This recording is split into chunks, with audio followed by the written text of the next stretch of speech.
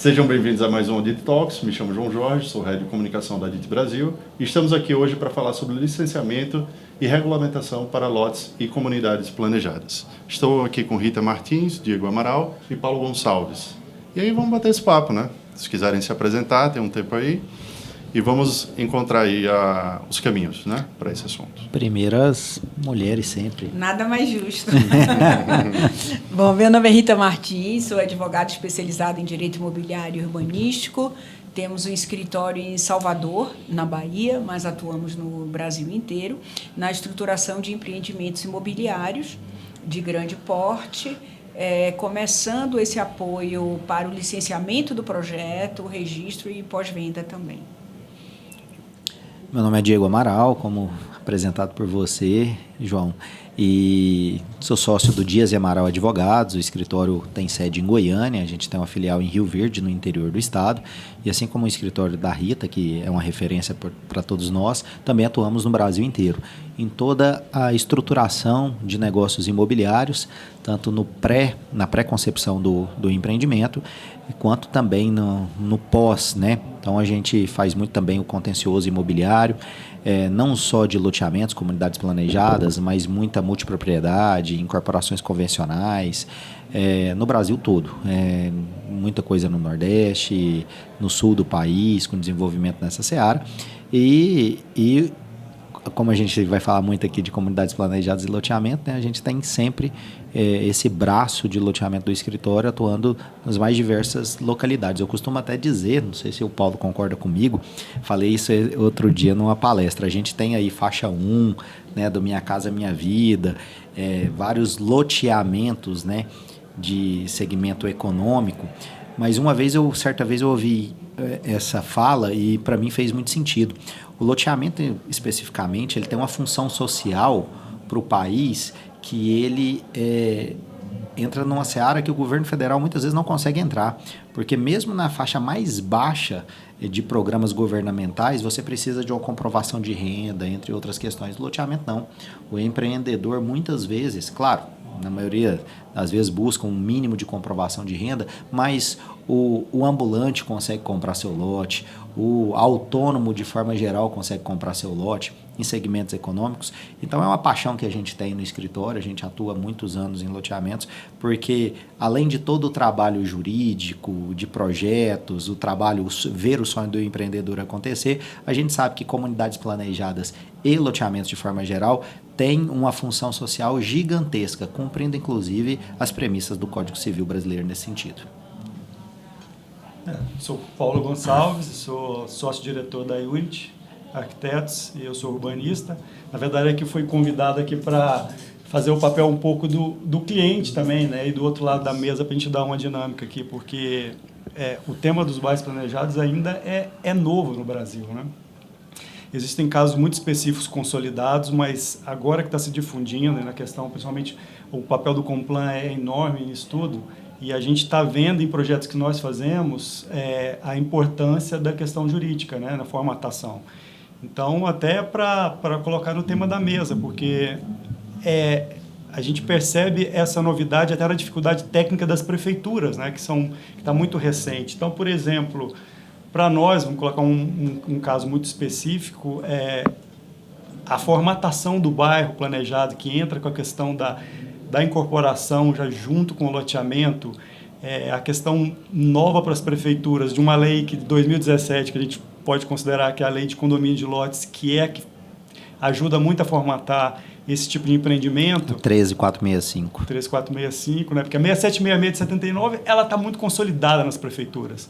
Mas a possibilidade do pensamento urbano, principalmente no nosso caso, a gente gosta muito da de condomínio de lotes, que é onde a gente vê a questão da associação muito clara. Então, eu estou entrando já no que eu aprendi com vocês, mas como vocês veem isso, Rita, por exemplo, esse processo no Brasil e como a gente deve proceder, né, de boas práticas para tentar criar o bairro planejado? Na verdade, Paulo, essa questão do condomínio de lotes é uma questão muito antiga, né? O que é que nós víamos há uns anos atrás? Algumas prefeituras admitiam o condomínio de lotes, e era através da 4.591, a Lei de Incorporação Imobiliária, e outras prefeituras não. Então, nós chamávamos, na época, prefeituras de vanguarda, porque elas admitiam aquela tipologia de empreendimento que estaria, sim, prevista na 4.591, mas que não era usual. O Estado de São Paulo, por exemplo, como um todo, abominava isso. Era um assunto que o Ministério Público do Estado de São Paulo fazia. Não pode ter condomínio de lotes. Então, nós começamos, inclusive, em alguns eventos da DIST, no próprio Complan, no primeiro Complan, segundo, logo lá atrás, a gente discutia muito isso. E eu, particularmente, defendia e sempre defendi o condomínio de lotes, porque eu acho que ele tem uma segurança jurídica maior, ele tem um facilitador maior, muito mais até do que o próprio loteamento, e a gente pode chegar nos detalhes posteriormente. Mas, então, não é uma coisa nova em termos de legislação federal, o que foi muito bom. Aliás, vai até uma crítica construtiva à legislação que veio de condomínio de lotes, em termos técnicos, ela nem atende muito, né, Diego? Ela é muito... Ela falta muita coisa, mas ela veio, e o que importa é isso. Hoje temos uma legislação federal, o que antes nós não tínhamos, e ficávamos à mercê de uma interpretação municipal. Então, nesse Brasil enorme, num lugar podia, no outro lugar não podia, e enfim, né? Aquelas prefeituras que eram de vanguarda, como eu falei, elas saíam ganhando, porque as pessoas até iam para essas localidades. Termo muito bom, prefeitura de vanguarda. Vou começar a usar, porque realmente tem. Tem. E assim, o que ela não tinha era uma disponibilidade de legislação federal. Então, nós tivemos em 2017 isso que unificou, né, uniformizou, entre aspas, porque ainda se continua atuando regionalmente. Tá? E a questão das leis orgânicas, né, Diego? Porque uma coisa que a gente percebe também atuando e criando esses projetos é a separação entre os técnicos locais de prefeitura, né, que geralmente é o problema do CPF, né, o apagão do CPF. Ele tem que assinar a insegurança que ele tem. E muitas vezes tem que vir até de um corpo jurídico de cima para dar suporte para o funcionário da prefeitura. Então, a federal ajudou muito nisso, mas aí a gente tem uma questão de lei orgânica que às vezes não existem, né? Então, às vezes, a gente tem casos de dar suporte para prefeituras para eles entenderem que esse mecanismo existe e que ele pode funcionar. A Rita tocou num ponto interessantíssimo da usabilidade dos condomínios de lote mesmo antes da legislação. Isso, e o poder público municipal que é mais moderno, que tem técnicos, que tem eventualmente um prefeito mais empreendedor do ponto de vista da cidade, sair à frente nesse sentido. A mesma situação, só para quem está nos ouvindo aqui ou assistindo, para fazer um comparativo, aconteceu também na multipropriedade. A gente tem multipropriedade no Brasil desde a década de 80. Só que existia uma insegurança, muitas vezes cartorária, uma insegurança municipal, para seguir com a multipropriedade com base na lei de incorporações, a 4591 de 64. Então, em 2018, surgiu a lei federal que regulamentou essa questão da multipropriedade. De fato, a 13465, citada aqui, ela é omissa em muitos pontos, até porque ela não é uma legislação específica de condomínios de lote, ela tem o capítulo sobre condomínios de lotes, e talvez num futuro próximo a gente ainda vai ter algumas alterações para facilitar o entendimento de todos. Essa questão, então, ela pacifica, com a legislação federal, ela pacifica o entendimento de que é possível condomínio de lotes no Brasil, o que põe uma pá de cal nas interpretações, como, por exemplo, paulistas, de que não poderiam de jeito nenhum, tem que ser através de loteamento, com destinação de área pública, entre outras questões. Agora, a gente parte para um outro momento, só contextualizando, que são as leis orgânicas municipais. Exatamente. Então, muitas vezes, numa aprovação, você já recebe um direcionamento do lado oposto do poder público com um engajamento de loteamento. Mas, na verdade, não é o que o empreendedor quer fazer. Ele tem, eventualmente, um master plan que inclusive mistura os empreendimentos. Vai ter multipropriedade, vai ter o condomínio de lotes, eventualmente vai ter o loteamento, uma incorporação convencional. E isso, talvez a gente precise trabalhar mais com cursos, com planejamentos. O Complan, a ADIT pode até nos ajudar nessa seara, assim como tantas vezes já receberam em palestras secretários municipais, prefeitos municipais, para que pudessem ouvir um pouco do empresariado, porque dependendo do município, Paulo, você consegue assessorar, dependendo do município não. Dependendo da Secretaria de Planejamento e Infraestrutura, você tem um chefe X neste local que aceita eventualmente uma dica, uma sugestão, outros não. Então, tem municípios que a gente às vezes tem que em conjunto trabalhar projetos de lei para que isso seja submetido à Câmara Municipal, para que você consiga essa tão mencionada lei orgânica necessária para a viabilidade do empreendimento. E é interessante porque assim, é a dificuldade do poder público municipal com muitas vezes com o empresariado, né? A gente estava falando aqui no off, né, antes de começarmos a gravação, que a gente assistiu agora mesmo um painel que era impressionante, né, Rita, em relação ao que o pessoal conseguiu desenvolver de empreendimentos.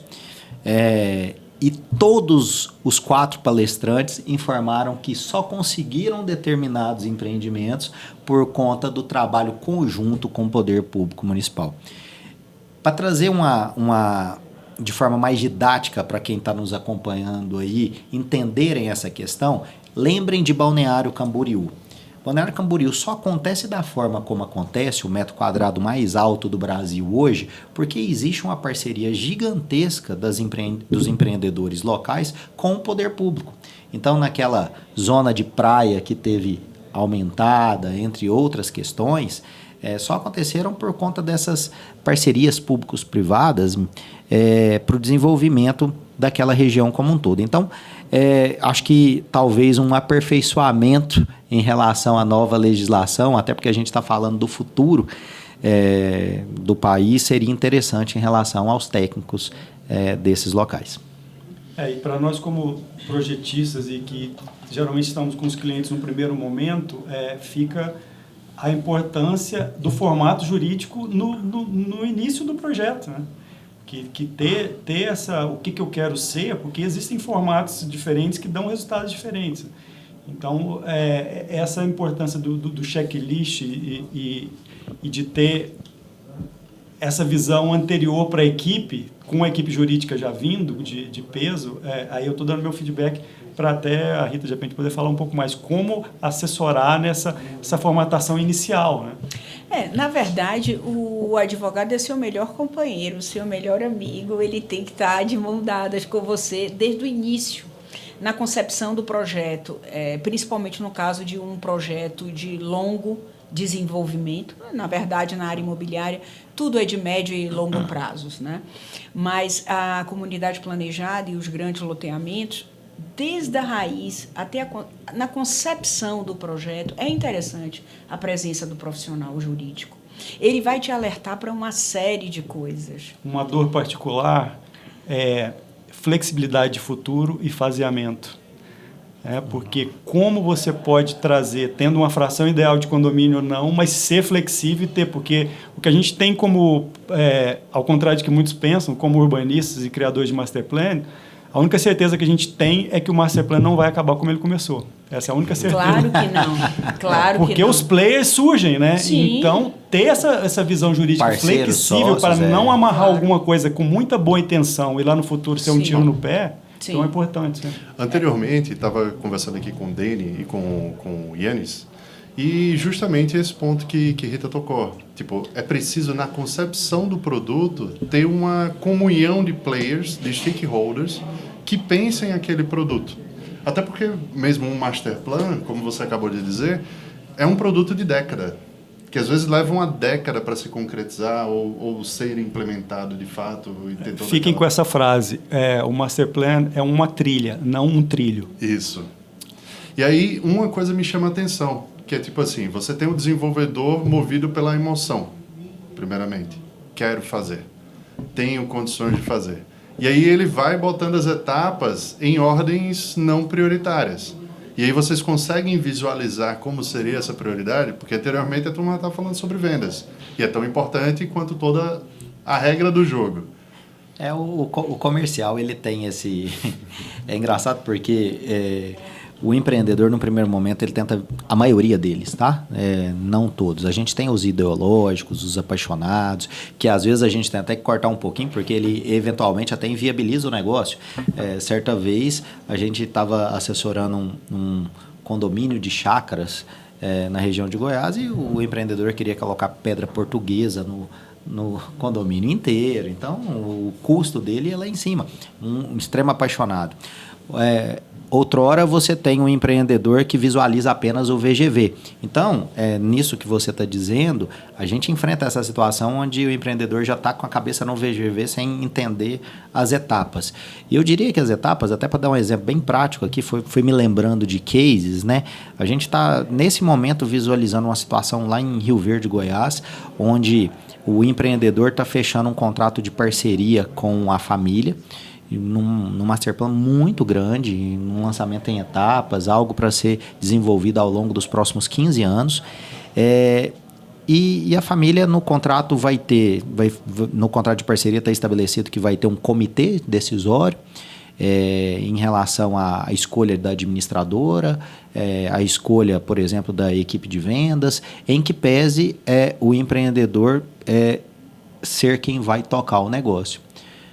Então, isso que a Rita falou é tão importante, é ser o melhor amigo de fato o advogado, porque, de repente, nós fizemos uma sugestão para esse empreendedor. O que a família vai receber? A família vai receber 40% desse negócio do que se desenvolver. Por que não viabiliza com eles, ao invés de um contrato de parceria com duas empresas em uma SPE única, para serem sócios durante 30 anos e, de repente, você vai ter algumas pessoas ali questionando o seu negócio, idealizado por você, em que pese ser na área deles, né, que já não é mais, depois que se firma um negócio. Por que não faz um contrato de permuta para entrega de lotes ou a permuta financeira com a distribuição? Porque normalmente justifica eventualmente essa parceria quando um lado vai ter algumas obrigações a mais, e não só o recebimento, não só a entrega da área com o recebimento. Se quem vai administrar, comercializar, empreender, vai ser só o empreendedor pagando ali o preço ajustado, de repente, com o terrenista do negócio,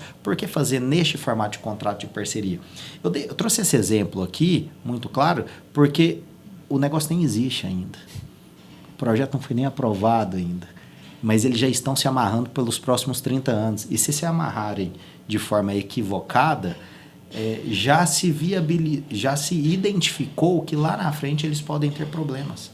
Então, de repente, a estruturação jurídica neste momento correta já vai deixar a família tranquila com aquilo que eles querem, os terrenistas, o empreendedor livre e desembaraçado mesmo para desenvolver o projeto como quer, num outro formato de negociação. Não sei se a Rita pensa dessa forma, mas gostei muito da fala dela, né? O advogado acaba sendo seu melhor amigo em negócios de longo prazo dessa forma, porque principalmente o advogado especialista, que é quem vivencia o negócio, muito mais do que um advogado do direito imobiliário, é um advogado do mercado imobiliário.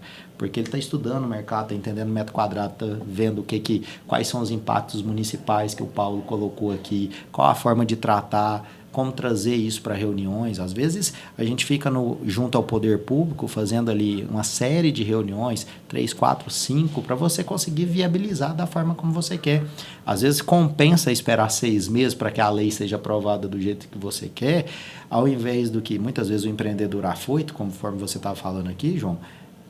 Não, tudo bem, não querem no condomínio de lotes, não, vamos aprovar via loteamento mesmo. Quantos empreendedores você já assessorou nesse sentido, né, Paulo?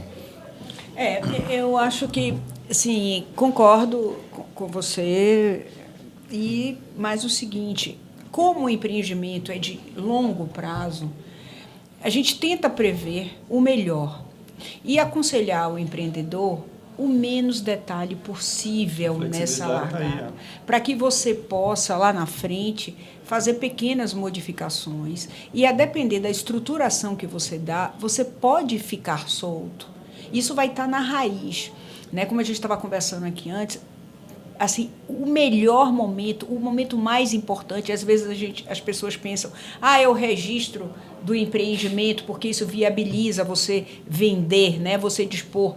Não é. O momento mais importante é o licenciamento. No momento que você está licenciando, você pode jogar um monte de coisas para essa licença, para esse momento. Eu sou uma defensora, assim como fui há um tempão atrás, do condomínio de lotes, independente de legislação ou não. Para mim, a federal era 4.591 e saía defendendo mesmo, e criei uma série de polêmicas. Fazendo milagres, né? Mas, assim, a gente tem muitos casos antes da Lei Federal de Condomínio de Lotes, que estão aí com recall totalmente positivo, não tem nenhuma mágica, tudo previsto em lei, enfim, as prefeituras é que brecavam por questões políticas e não jurídicas, tá? Mas hoje a gente defende muito o termo de acordo e compromisso no licenciamento. As pessoas usam de uma forma muito limitada ou subutilizam o termo de acordo e compromisso dentro das comunidades planejadas, dentro do projeto de licenciamento dos grandes loteamentos. Eu sou uma grande defensora. Os TACs que nós fazemos lá no escritório são verdadeiros livrinhos, manuais do futuro, vamos dizer assim. Por quê? Porque você tem que botar neste instrumento tudo o que você combinou na raiz, no ponto zero do empreendimento ali.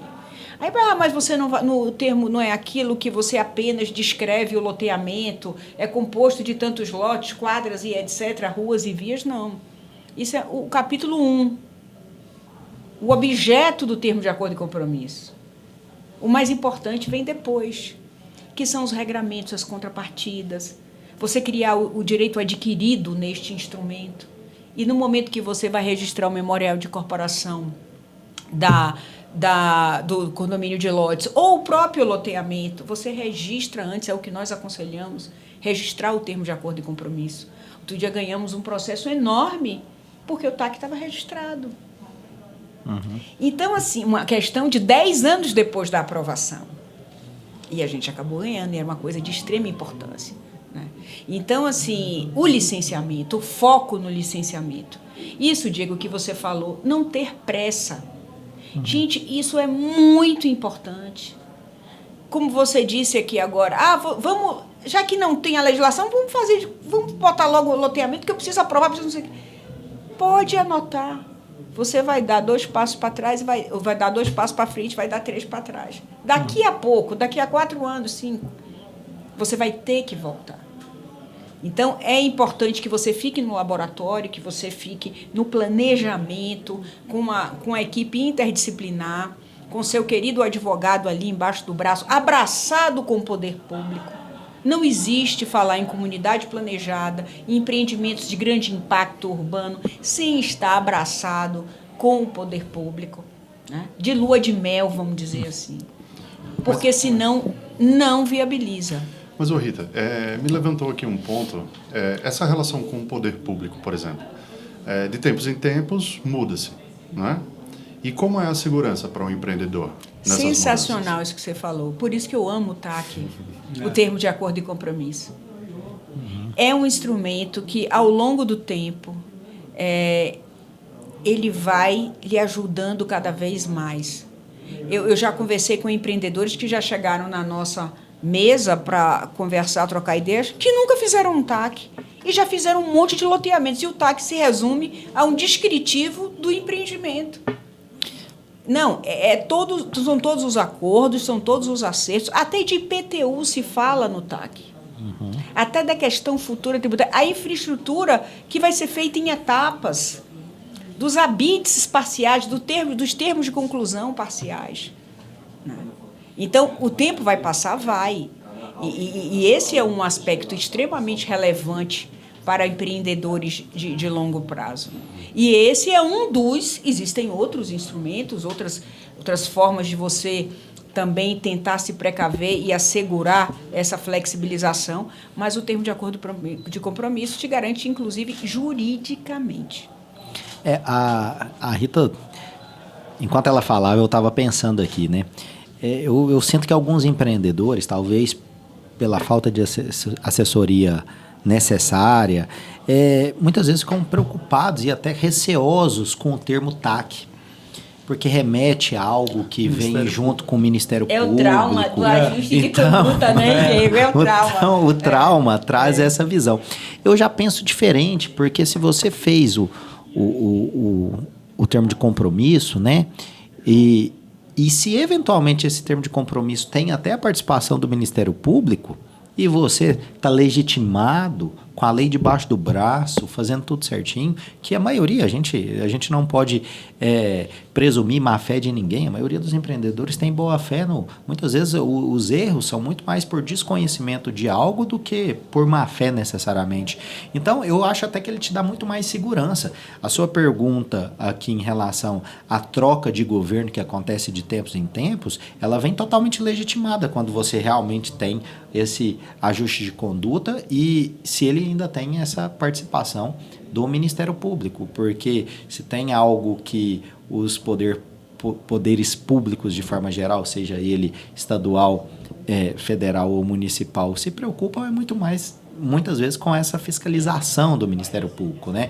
Visualizando essa coletividade ou algo nesse sentido. Então você se torna muito mais legitimado, na verdade, quando você quando você trabalha dessa forma. Mas até complementando, a questão que me chama um pouco a atenção também é a boa convivência com o poder público, independente do partido, independente das questões políticas do negócio.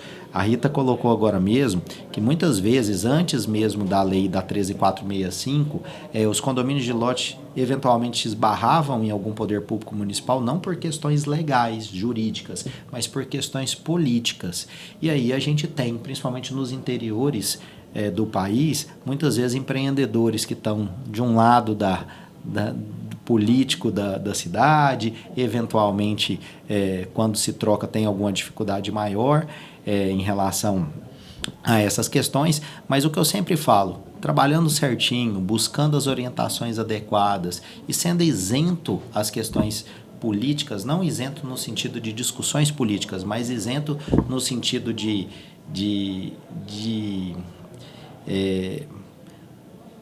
buscar um apoio exacerbado nessas questões, você consegue ter um bom relacionamento em qualquer lugar.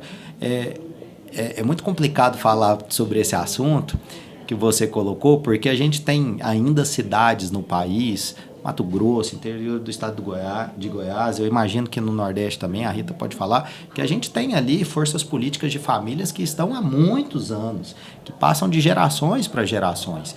Então, você é um empreendedor, você tem que saber as particularidades do local, a gente tem que falar o linguajar claro, não adianta eu ficar aqui tentando romantizar como acontece, não é assim, preciso entender como funciona o ritmo da cidade.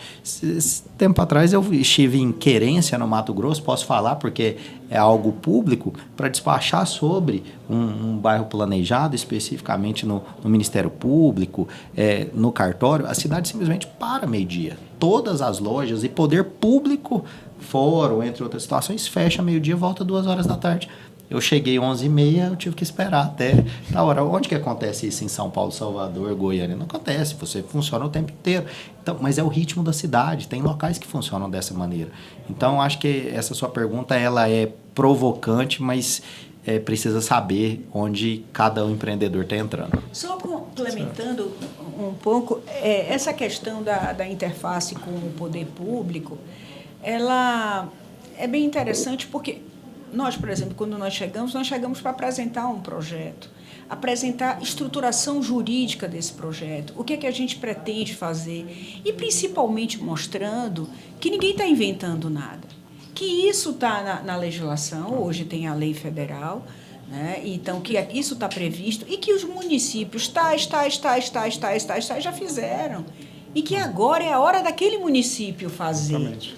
Que ele não pode ficar atrás, porque fulano já fizeram. É levantar a bola para o poder público cortar. O nosso papel é fazer isso. E levar as minutas. Sim. Por exemplo, o termo de acordo e compromisso, nós pedimos licença e dissemos, olha, a gente quer apresentar uma proposta do termo de acordo e compromisso, e a gente leva pronto. Normalmente, eles acatam. fazem uma coisa ou outra, põem na forma deles, etc., mas a substância do documento fica ali. Com humildade, né, Rita? Exato. Não é querendo ensinar ninguém, mas Não. sugerir, ajudar. Sugerir, ajudar, E os propor. bons exemplos estão cada vez mais, né? Isso que a gente sempre usa. A gente Citar tem sempre uma parte exemplos. didática, né? Que tem que mostrar, lá aconteceu, e eles querem exemplo e ter segurança. Paulo, É aquilo que você falava, o CPF de quem assina, me perdoa, ele quer Não, saber se sim. algo no país já... Isso Tem que você está me precedente. propondo já aconteceu em algum lugar? É. É mais ou menos assim. O Brasil é um país que, por incrível que pareça, ninguém gosta de ser pioneiro. Não. Todo mundo pergunta, quem já fez isso? Ou alguém já fez? Isso é terrível. Então, você tem que mostrar quase que, como olha, uma súmula, lá né? fora já está todo mundo fazendo, só Porque o falta técnico você. não tem estímulo ao pioneirismo, pelo contrário, né? Ele responde por isso. Então, quem é pioneiro ganha porque surgiu com uma coisa nova, mas tem que ter O medo, a vanguarda o da medo é brincadeira. muito maior do que... Por isso a gente tem tantas negativas de forma geral.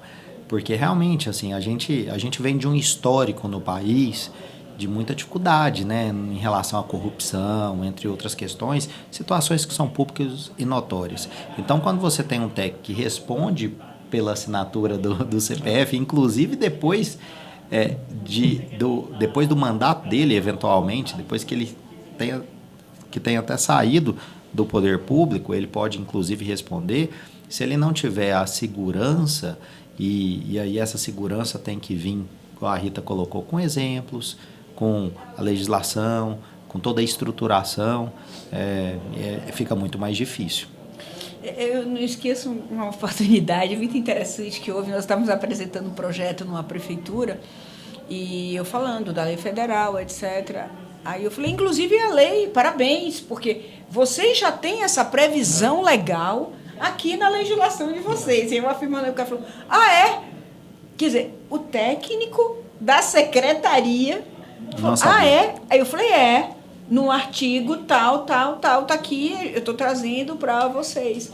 Então, às vezes, o técnico, ele não tem acesso à informação ou não tem um treinamento naquele determinado setor e ele desconhece. E, às vezes, ele trava pela falta de conhecimento. Né? Ele trabalhava na Secretaria de Saúde e isso no interior é muito comum.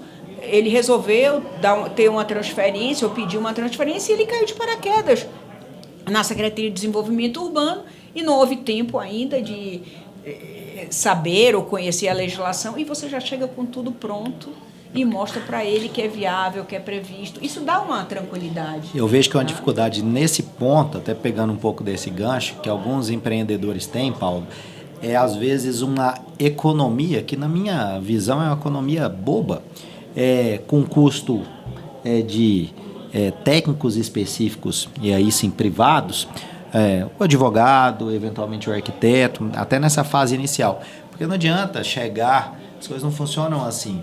Seria ótimo se fosse. Ele chega e propõe, eu quero fazer isso. Se você não levar isso pronto, igual a Rita colocou, para o poder público, ele está lá com centenas de projetos na sua frente.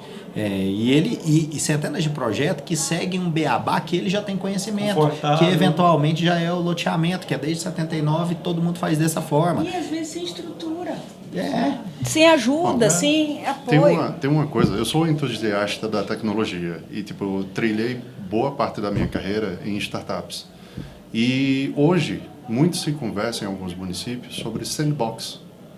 Então, o município disponibilizar áreas para desenvolvimento. E recentemente tem muitas notícias sobre o PAC, não sei nem se o novo PAC, na verdade, que ele ampliou um pouquinho e criou uma margem aí de cidades resilientes, se eu não me engano. Não, resilientes não, responsivas. E tem muita modificação vinda pelo empresariado.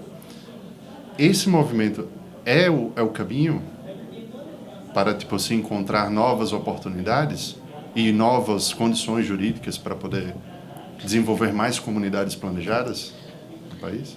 Eu acho que talvez não se aplique tanto. É meio objetivo, né? Não se tem um aplique pensamento tanto complexo de usos, né? Porque é exatamente a multiplicidade de usos que é a grande diferencial do bairro planejado.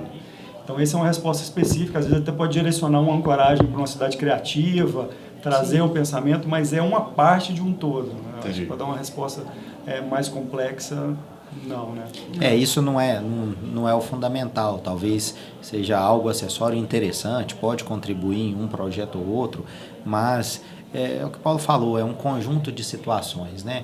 Se a gente tiver técnicos melhores capacitados, e quando eu falo melhores capacitados, a gente está falando de uma lei de 2017. Os municípios que estão pensando à frente, eles já deviam estar dando curso para os técnicos neste formato. O município muitas vezes fica focado ali no seu plano diretor, porque a lei urbanística que serve no município muitas vezes é o plano diretor. Então, de 10 em 10 anos vai fazer a revisão e pronto. E esquece tudo que pode ser desenvolvido ao redor do município, com legislações federais e legislações municipais, né, leis orgânicas que autorizam essas situações. Então, se não tiver essa capacitação, se não tiver incentivo, boa fé e interesse do agente privado, né, do empreendedor, entre outras questões, não adianta a gente ter um programa, igual você sugeriu, o novo PAC, em relação a um novo governo, porque não vai ser isso que vai fazer a diferença especificamente. E um argumento que nós colocamos muito nessa discussão com cidades foi exatamente o que a Caeta colocou, competitividade. Quem é vanguarda, quem trouxe, olha, o outro está fazendo. E no final, é uma competição entre municípios. Quem tem uma característica melhor de cidade, um lugar melhor para morar, vem emprego, vem... Então, é uma sequência de coisas que... É um argumento que a gente usa no poder público. Fala, olha o que eles fizeram. Você quer isso na sua cidade? Então, geralmente, quem encara é o apaixonado pela cidade. É o que tem uma visão mais holística, né? Ele sai um pouco do umbigo dele. Então, as vanguardistas todas têm essa característica, né? Sim. E está cada vez com mais exemplos. E quem não tem, morre de medo de levar pedrada, né, Paulo? Então, ele quer fazer o beabá e pronto, quer terminar o governo, não está muito preocupado com... E no Brasil, a gente tem algum grande caso, como esse exemplo que o Paulo trouxe para a gente? Temos alguns. De prefeituras com visão de vanguarda? Nossa, tem umas coisas que estão... Umas Nós surpresas fantásticas. Olha, tem uma prefeitura no interior da Bahia, que não é tão interior, é a região metropolitana, de Camaçari, que a legislação é de extrema vanguarda. Seria até bom que o prefeito visse falando aqui. Manda um link para ele. Mas é a mais pura verdade. Eu vou puxar para uma outra equipe também, que é o pessoal de Campo Grande. É uma cidade fantástica nessa visão de futuro. E eles estão trabalhando muito bem, inclusive com a equipe técnica que não tem variação eleitoreira, que é fantástica. Né? Que eles já têm uma base de planejamento urbano separado dos cargos comissionados. Então, para a gente, Campo Grande foi uma surpresa enorme. Campo Grande... Estão trabalhando agora as leis orgânicas e a gente está com um grupo de discussão e também vou mandar esse link para eles, que eu acho que eles vão gostar muito de ouvir isso. Parabéns, pessoal. Pessoal, essa fala do Paulo de Campo Grande, realmente assim, é uma turma... No geral, sem curva, demérito, né, a todos os técnicos antigos, mas uma turma muito engajada com o município, né, que visualiza realmente o crescimento da cidade e que pensa o município, João, assim, daqui 30, 50 anos, não pensa no hoje. Então, ele está pensando no município para os filhos, para os netos, e isso é muito interessante. Mas poderiam citar outros, como Florianópolis, que tem algumas situações, que são os exemplos básicos. É o campeão dos bairros planejados e bairros fechados, né? Condomínios fechados. Uberlândia tem uma tendência em Minas Gerais muito interessante nesse sentido. Então, assim, tem algumas coisas bacanas. Campinas, em São Paulo, tem já alguns projetos, não já como se fosse recente, já há algum tempo, consolidados no sentido de comunidades planejadas. Tem vários exemplos. Eu estava comentando hoje, você falou em Campinas. Em Campinas teve um oficial registrador muito antigo, Tabosa de Almeida, que na década de 80 ele já registrava condomínio de lotes. E o primeiro trabalho de condomínio de lotes foi desse oficial registrador aqui da cidade de Campinas. Então, vocês vejam que isso é uma coisa que a necessidade do mercado pelo condomínio de lotes é antiga, né? Então, a coisa hoje a gente está muito fácil. Hoje a gente tem uma lei federal, a gente tem que colocar na mesa. E na questão da associação ajudou demais, né? A associação, no caso do loteamento. Tá? Não se aplica, a meu ver, eu não sei... Eu tenho o mesmo posicionamento. Né? Eu tenho o mesmo posicionamento. Não se aplica. É porque como você, porque no Não. condomínio de lotes você tem, se é uma grande dificuldade, assim, né? Tentando ser mais didático colocando uma questão de possível. semântica. Não é nem a associação que você entra. Eu entendi o que você fala. Ele nasce como condomínio e já cria regras de gestão que está na matriz. É a convenção condominial. Então é isso. Então foi semântica. O que eu quis falar foi disso. Porque isso salvou a visão de futuro do bairro planejado. Isso. Sim, claro. Porque é isso que eu ia falar. Então é isso. O condomínio de lotes, ele nasce, conforme a Rita colocou, na verdade, a legislação federal agora regulamenta uma questão que já era utilizada com base na lei de incorporações. E quando eu falo de incorporação, eu estou falando de convenção condominial, não de associação. Isso. Associação eu tenho nos loteamentos, que não é obrigatório a ter, mas muitos e os mais bem estruturados criam associação, muitas vezes criadas inclusive pelo empreendedor, já colocando a criação dessa associação com previsão orçamentária para gerir essa associação aí durante os 5 primeiros anos e depois, eventualmente, entregar para o bairro, né? Depois que o bairro se desenvolve de forma geral, com novos moradores, entre outras questões. Mas, de fato, durante muito tempo existiu, inclusive, essa discussão que chegou até o STF, se a associação tinha legitimidade para cobrar taxa associativa ou não. Do bairro, né? E na convenção condominial é totalmente diferente, até pela previsão do Código Civil e da Lei de Incorporações, porque já nasce com a convenção e aí não tem discussão. Essa é uma diferença muito grande em relação na relação loteamento e condomínio de lotes, porque no condomínio de lotes nós temos o condomínio, a convenção condominial estabelecendo inclusive taxas específicas e demais obrigações. Sabe uma coisa interessante que você estava falando, eu me lembrei em relação à convenção condominial e a segurança jurídica que ela traz versus o tempo de duração do empreendimento. Você imagine um empreendimento que começou há 3 anos atrás, recente. Tem a convenção condominial, o empreendedor vai lá, coloca todos os usos, faz o planejamento, master plan, fez a primeira etapa, fez a segunda, está caminhando para a terceira. E aí vem a legislação muda e hoje para você mudar a destinação é 2/3. Antes era unanimidade. Isso é uma... Aí quando isso veio, eu falei para alguns clientes meus, olha, seus empreendimentos consolidados da primeira e da segunda etapa, se o condomínio se reunir e resolver mudar a destinação, está mudado, viu? Ai, meu Deus, que horror, isso é verdade? Eu falei, é verdade. Eu só estou dizendo que acorde para você ver o quanto é desafiador, né, desafiadora a tarefa de você fazer um empreendimento a longo prazo. Porque você pode estar no meio do caminho, a legislação mudar e começar a prevalecer uma outra coisa que jamais poderia estar no seu planejamento, porque não existia. Né? E agora, aquelas pessoas podem transformar, por exemplo, o térreo dos empreendimentos que eram talvez residenciais, eles podem mudar a destinação e virar uma fachada ativa e resolver botar restaurantes, lojas, etc, etc. Porque com 2/3 você aprova. Então... que no caso do urbanismo seria uma coisa boa. Talvez o contrário era pior. Mas eu estou falando em relação à mudança. Não, está perfeito. Não é isso? Repentina, o quanto você... Quando você deflagra um empreendimento desse tipo, o quanto você só tem um controle até um certo ponto. Porque as variáveis que estão no entorno, e principalmente as jurídicas... E aí existem termos legais para se proteger disso. Abraçado com seu querido amigo advogado, para te alertar em cada momento de mudança desse, para que você já se prepare e saia já com seus anteparos em relação às demais... vamos dizer assim, etapas que estão por vir. Perfeito, né? Eu entendi sua colocação sobre fachada ativa quando ela levantou. A gente está falando de bairro planejado, fachada ativa o tempo todo. E não, eu sei, eu estou brincando.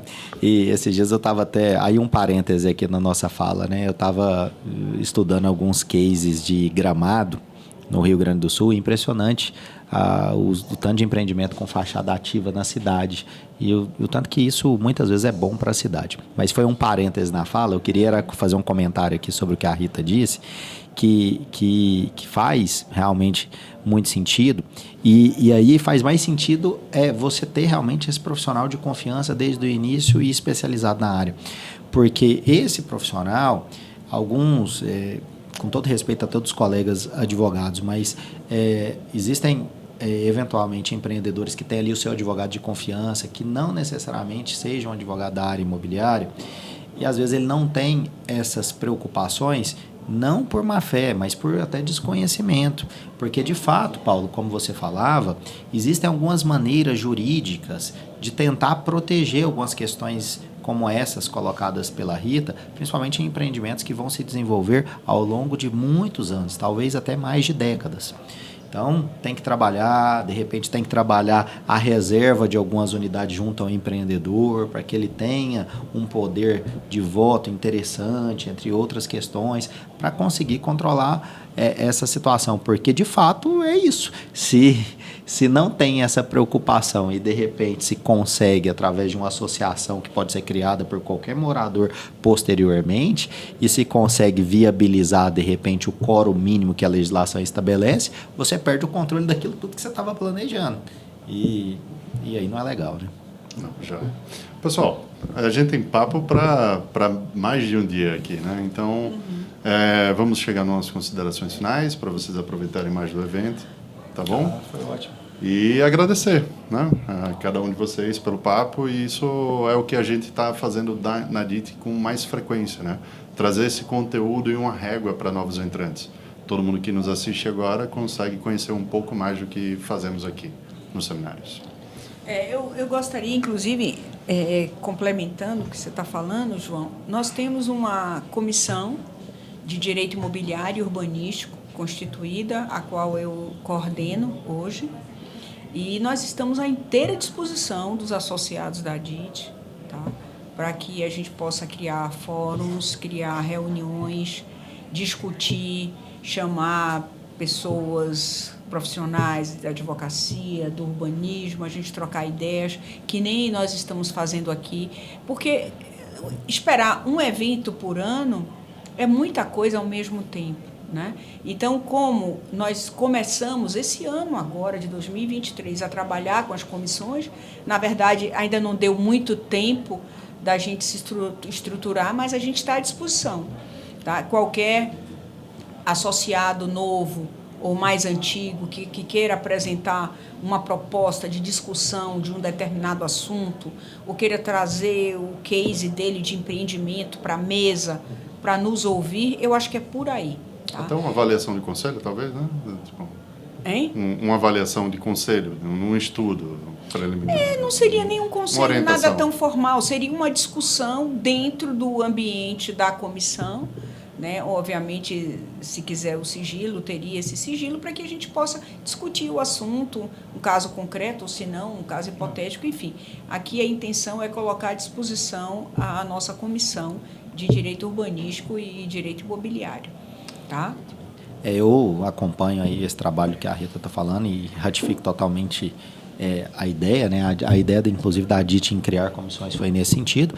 E eu sempre incentivo também essas iniciativas que fomentam conhecimento, que discutem, né, e difundem toda essa interação entre pessoas, entre novos negócios. Nós somos desse tamanhozinho aqui, fizemos alguma coisa aqui ou acolá, mas tem tanta gente boa no Brasil fazendo tanta coisa boa e a gente precisa dessa comunicação, dessas conversas. Por que a gente faz questão de sair, cada um aí da sua residência e vir, neste caso aqui, para Atibaia, para que a gente possa participar de um evento como esse? Para poder ter esse contato, olho no olho. Não é apenas as palestras, o evento é muito maior do que isso. E eu queria agradecer a todo mundo que teve a paciência de nos ouvir até agora, agradecer a presença e a companhia sempre agradável da Rita, do Paulo, sua, João, que na verdade engrandecem muito esse bate-papo, para que eu possa ter aprendido com vocês um pouquinho aqui.